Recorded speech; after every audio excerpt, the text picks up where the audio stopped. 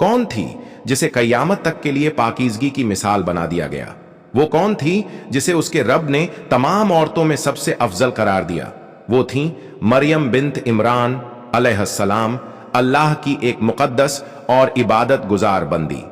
मरियम अलैहिस्सलाम के वालिद का नाम इमरान और वालिदा का नाम हन्ना था।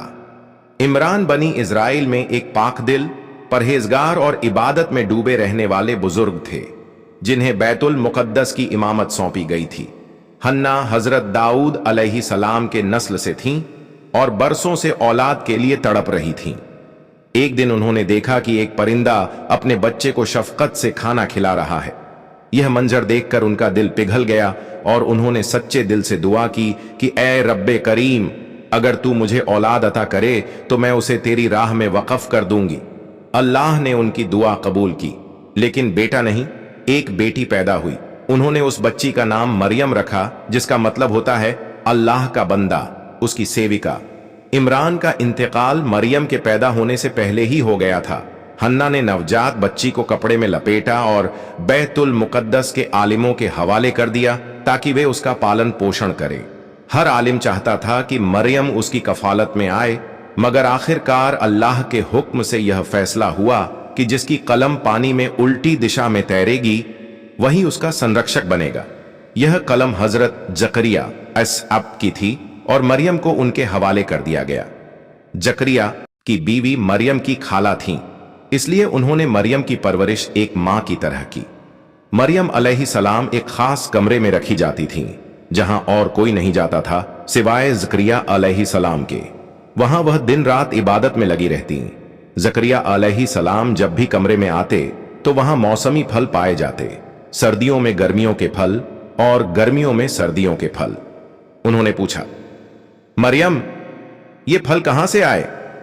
मरियम अलैहिस्सलाम ने जवाब दिया, यह अल्लाह की तरफ से है।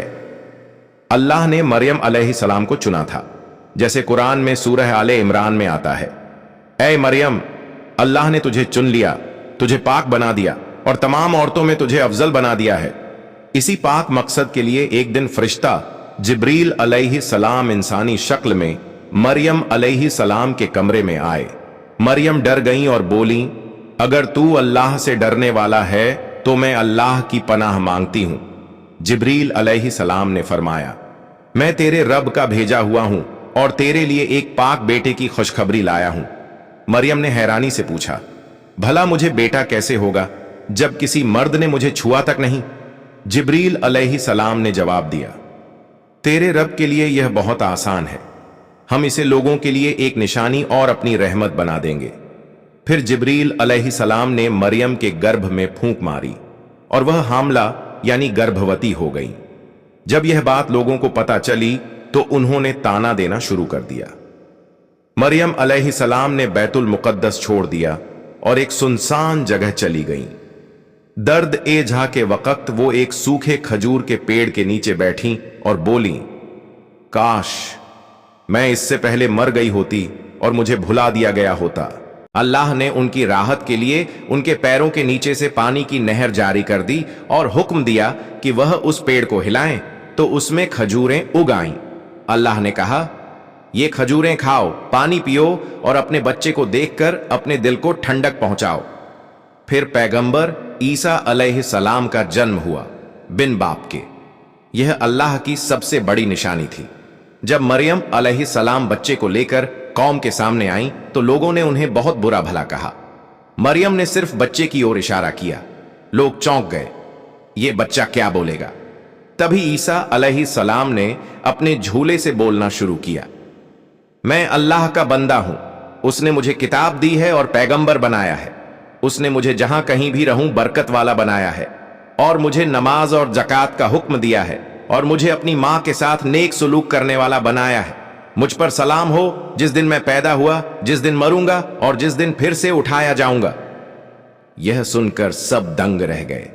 यह अल्लाह की सबसे बड़ी निशानी थी। फिर मरियम अलैहिस्सलाम ईसा अलैहिस्सलाम के साथ मिस्र चली गई। ईसा अलैहिस्सलाम ने 13 साल की उम्र में यरूशलेम लौटकर लोगों को अल्लाह का पैगाम दिया। रिवायतों में है कि मरियम अलैहिस्सलाम का विसाल 35 ईस्वी में हुआ और उस वक्त उनकी उम्र 51 साल थी। मरियम अलैहिस्सलाम वह हस्ती हैं जिनका नाम अकेले तौर पर पूरे कुरान में एक सूरत के नाम में रखा गया, सूरह मरियम। पैगंबर मोहम्मद ने फरमाया, अल्लाह ने मुझे यह खबर दी है कि जन्नत में मेरी शादी मरियम बिनते इमरान, मूसा की बहन कुलथूम और फिरौन की बीवी आसिया से होगी।